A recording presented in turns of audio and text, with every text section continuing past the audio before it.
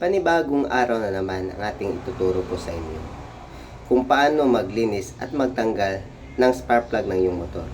Gumamit kayo ng spark plug wrench sa pagtanggal nito at saka Allen wrench sa pagtusok at pagtanggal ng mga spark plug. Kunin yung spark plug cap at ilagay yung spark plug wrench.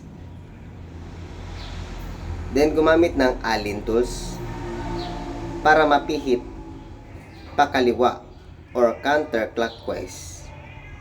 Dahan-dahan sa pagpihit.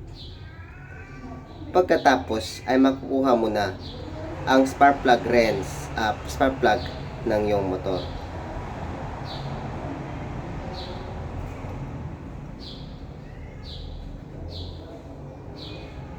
Makikita nyo na puno ng carbon at rusty ang spark plug.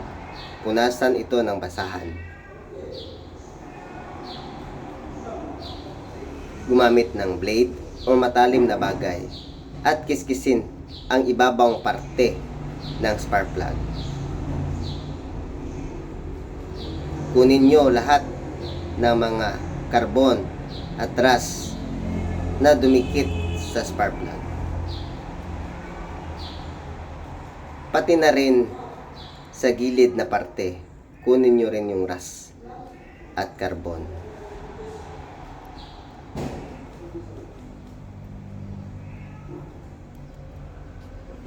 Kung meron kayong papel de liha, gamitin nyo ang papel de liha para pag kiskis or para matanggal at wala nang matira na rust or carbon sa iyong spark plug.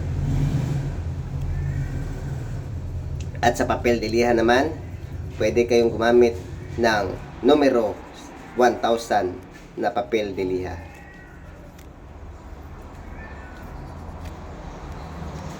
Kiskisin ng maigi at tiyakin na wala nang matitirang carbon o rust sa spark plug.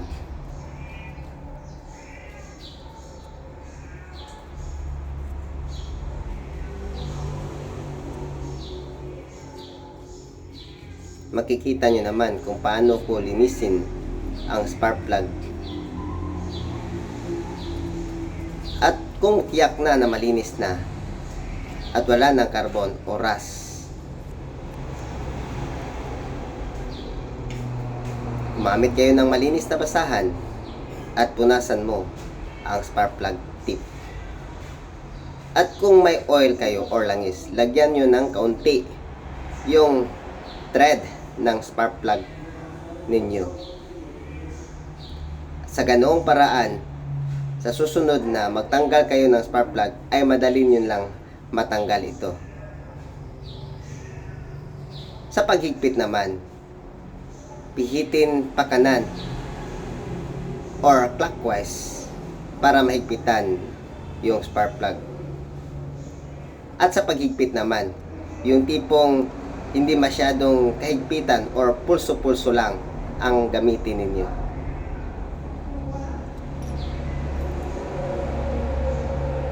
Baka malustred yung spark plug thread ninyo. Lagay yung spark plug cap at punasan ng basahan para maging malinis. Maraming salamat.